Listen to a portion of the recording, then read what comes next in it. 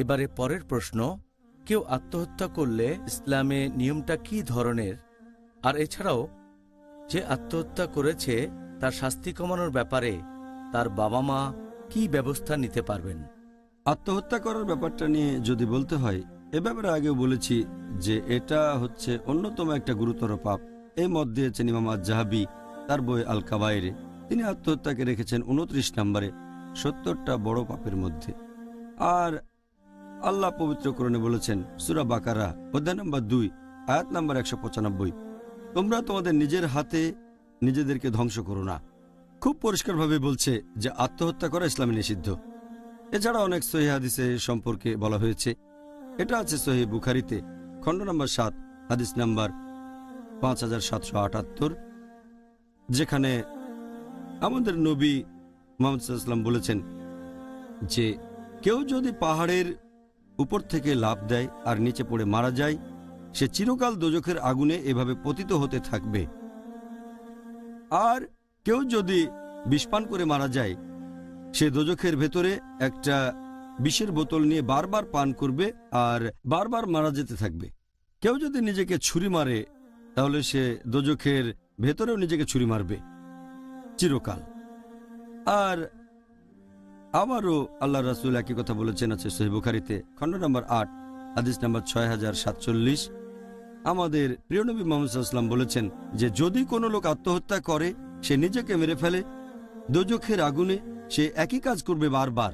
দোজখে সে একই কাজ করতে থাকবে। সে যেভাবে আত্মহত্যা করেছে সেই কাজটাই দোজখে বারবার করতে থাকবে। আমাদের প্রিয় নবী মুহাম্মদ সাল্লাল্লাহু আলাইহি ওয়াসাল্লাম বলেছেন, এটা আছে সহিহ বুখারীতে খণ্ড নম্বর 4 হাদিস নম্বর 3463, যে এক লোকের হাতে একটু ক্ষত ছিল। এটার কারণে সে খুব যন্ত্রণা পাচ্ছিল আর অধৈর্য হয়ে গেল। তখন একটা ছুরি নিয়ে হাতটা কেটে ফেলল, তারপর রক্তক্ষরণে সে মারা গেল। আর নবী তখন বললেন, যেহেতু লোকটা অধৈর্য ছিল আর নিজেকে হত্যা করেছে, সে কখনো বেহেশতে যেতে পারবে না। একই রকমের আরেকটা হাদিস আছে সহিহ মুসলিমে খণ্ড নম্বর 2 বুক অব সালাহ হাদিস নম্বর 2133। এক লোককে নবীর কাছে আনা হলো যে আত্মহত্যা করেছে চ্যাপ্টা মাথার একটা বর্ষা দিয়ে। লোকটা আত্মহত্যা করেছে, নবীর কাছে আনা হলো, আর নবী তার জানাজার নামাজ পড়লেন না। এখান থেকে জানতে পারছি আত্মহত্যা গুরুতর পাপ। তবে তার মানে এই না, এই হাদিসটা আর একটু পড়লে জানবেন সাহাবীগণ তার জানাজার নামাজ পড়েছিলেন। ব্যাপারটা এমন না যে কেউ আত্মহত্যা করলে সেটা শিরকের সমান পাপ হবে। আত্মহত্যা সবচেয়ে বড় গুনাহ না, বড় গুনাহ, গুরুতর গুনাহ। তবে এই গুনাহ এটা কুফরির সমান না।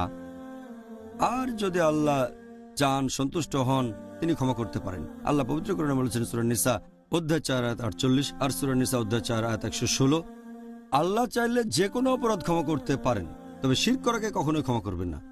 তাই এই ধরনের ক্ষেত্রে যদি কেউ আত্মহত্যা করে সেটা গুরুতর পাপ।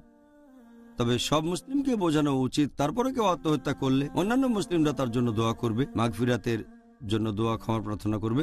আর আপনি প্রশ্ন করলেন তার বাবা মা কি করবে যাদের সন্তান আত্মহত্যা করেছে।